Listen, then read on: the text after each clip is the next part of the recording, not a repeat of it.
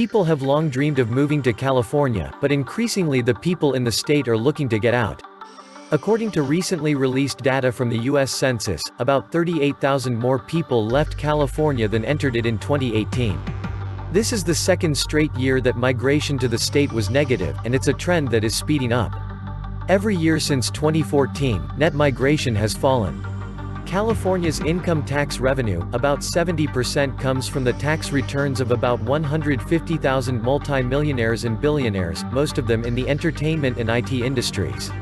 If that's correct, then the state's government simply doesn't have to care about what the middle and working class think, and whether or not they leave the country, as long as they can keep those 150,000 elites on the side. So if California continues along this road, in a generation's time, we will have a state consisting of tech billionaires and illegal immigrants making less than the minimum wage, and almost no one in between. As far as I can see, the people in power have no desire or incentive to prevent this from happening. As the middle class, excepting those who work for the government and other public sector institutions, tend to be conservative, then from the Democrats' perspective, the more of them that leave the state, the better. Californians are also leaving in droves because of fires, taxes, and regulations. The demographics are illuminating. The middle and upper classes are fleeing, taking their capital and skills with them. The incoming are poor and unskilled. You can see where this trend will eventually lead. Welcome to the Atlantis Report. California, the fifth largest economy in the world, has long been a magnet for many reasons: exploding economy, incredible beauty, air and weather, fantastic wildlife, countless places to visit, and things to do, friendly people, etc. In its heyday, before the 90s, there was not a more beautiful or perfect place on earth to grow up. However, today, California suffers from a myriad of enormous problems which seem to be getting worse every year, thus causing many people to move on to greener pastures. First and foremost, California suffers from a tremendous housing shortage and astronomical housing prices. Rentals start at about $4,000 for a 1 or 2 bedroom, and depending on where you live, and you will probably pay even more for a studio. To top that off, the Chinese are coming over in droves, and they outbid everyone, pay top dollar, no haggling. Not many people can compete with the unlimited cash the Chinese are willing to pay. The second issue is taxes. California residents pay more in overall taxes than just about any other state in the nation. That includes income tax. Third, the U.S., generally speaking, is a nanny state. Well, you can multiply that times 10 in California. It's exhausting. Fourth, traffic. There is no public transportation in California. No, I don't include BART as public transport. Only people who have never experienced real public transport will say that, and traffic is horrendous. 15 years ago, it used to be that you could travel at certain times during the day or night and be assured of standard traffic patterns. Today that is no longer the issue. Traffic is bumper to bumper nearly all the time. You have to travel between maybe midnight and 3 a.m. to drive unimpeded in places such as the Bay Area, San Francisco, Los Angeles, etc. People who live on the outskirts of the Bay Area where housing is more affordable get up at 3 to 4 a.m. to face traffic and get to work by 8. That's not a life. At least not one worth living. Fifth, the cost of living. Going out for dinner for 2 people without alcohol or starters will cost you about $100. That's a familiar place in a typical town in the Bay Area, San Francisco, Los Angeles, etc. Prices, of course, are higher or lower depending on the restaurant or location. Sixth, yes, California has a lot of great places to go and things to do, but you will A. pay out the nose to do them. B. Deal with crowds and parking. C. Make an appointment and buy a ticket in advance, sometimes months, for many attractions, and D. Face the traffic to get there. Seventh, there is a real water shortage problem. This is exacerbated by ridiculous water policies set by the myopic powers that be. For example, water for agriculture and residential areas are, in many cases, funneled away to water the vast amounts of golf courses throughout the state, leaving residential areas and farmers penalized for excess water use.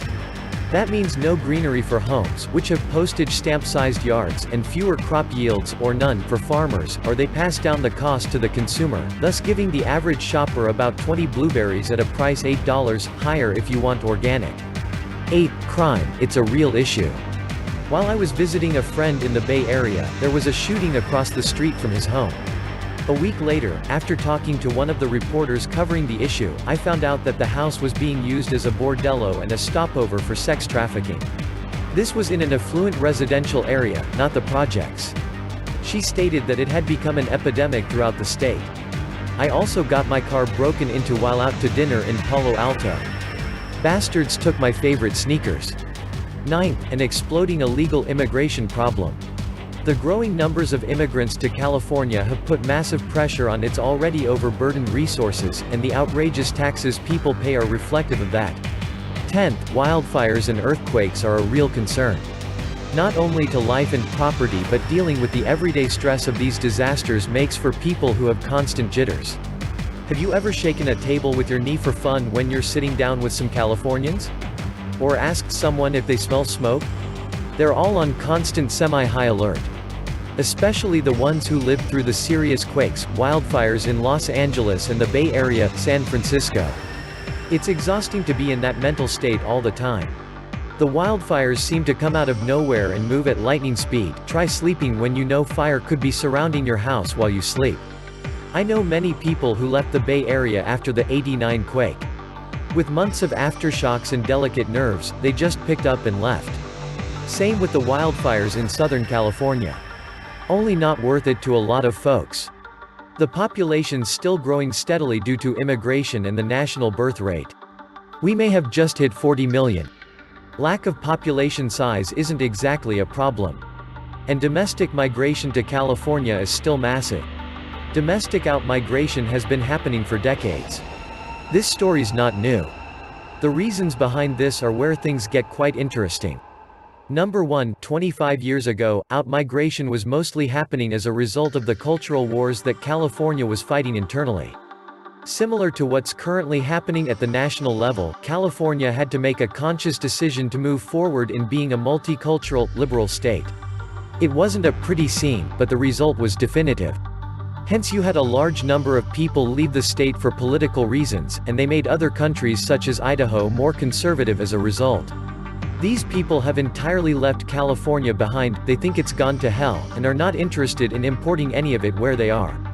Keep in mind that many of these people were only one generation removed from having migrated from the South, and California wasn't really a tribal home to begin with. Number 2, immigrants today are moving more for economic reasons, as the state's just damn expensive and competitive.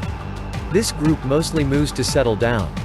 They spent formative years in California, and generally speaking, believe in and still love the state. They're bringing contemporary California with them where they move to. Look at the recent election results in Nevada, Colorado, and Arizona. Californians are mostly moving to other cheaper western states, like Texas, Arizona, Nevada, Oregon, Washington.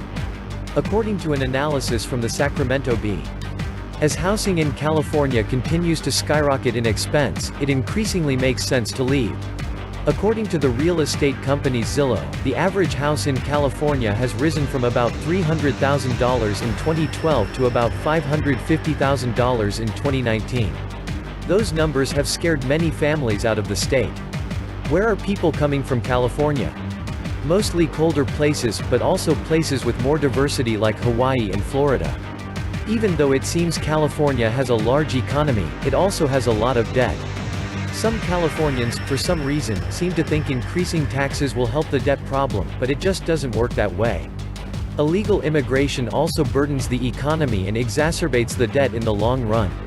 It will worsen things if we have any more move towards universal health care policies here. Whenever examining places that nationalize industries, like Venezuela did, it only seems to worsen debt problems. California residents are taxed to death. Sure, it certainly has a lot of beautiful things, it's not all bad here, but the air quality depends on where you are.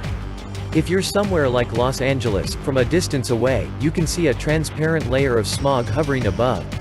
With everything so heavily taxed and expensive, it's hard to live here.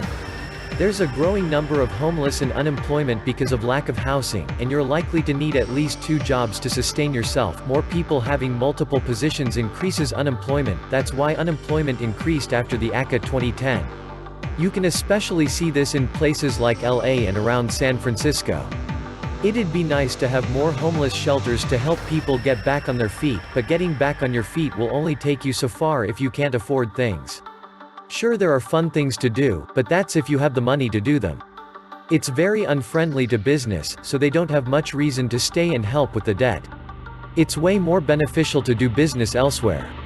Some say weed could help the debt, but weed doesn't exactly make people more productive and causes poor memory. Plus, it's not like Colorado's economy is booming. Actually, since 2014, crime has been rising in Colorado. A lot of people still think that continuously increasing the minimum wage will help everyone pay for the increasing expenses, but that doesn't work that way either.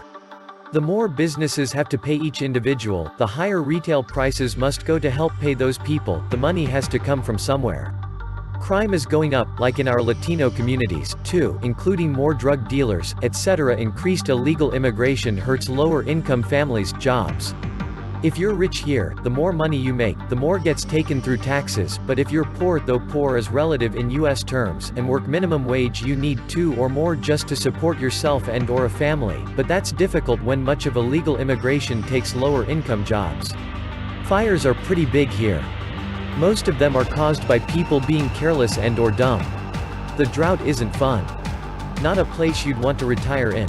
I know people who move out of California to retire because of those funds getting taxed, even if they loved living in California before. And here is a crucial detail about the domestic migration numbers that most official statistics miss: they ignore international migration. For example, a software engineer moves from India to Silicon Valley, works for 3 years, he takes a job in Texas. From a domestic migration standpoint, California has lost 1 person. From a total population perspective, California has not lost anyone. A Guatemalan economic migrant comes to live with his cousin in East Los Angeles. After 14 months, he moves to Ohio to work in a restaurant. From a domestic migration standpoint, California has lost 1 person. From a total population perspective, California has not lost anyone. This is important because California has 2 massive international gateways, each of which sees tens of thousands of legal and illegal international arrivals each year. Many of them do not stay in California forever. The bottom line is that California is the center of the universe on so many levels, and for so many reasons. I often wonder if these issues are purposely not adequately addressed for the sole purpose of keeping people out and getting people to leave. The state can only take so many people, after all. Regardless, due to the exponential population growth we face today and the inability of politicians and planners to come up with modern, valuable, and substantial solutions, I doubt we'll ever see any improvements or solutions to the issues destroying this beautiful jewel of a state. That's why people are leaving. This was the Atlantis Report. Please like, share, and subscribe. Thank you.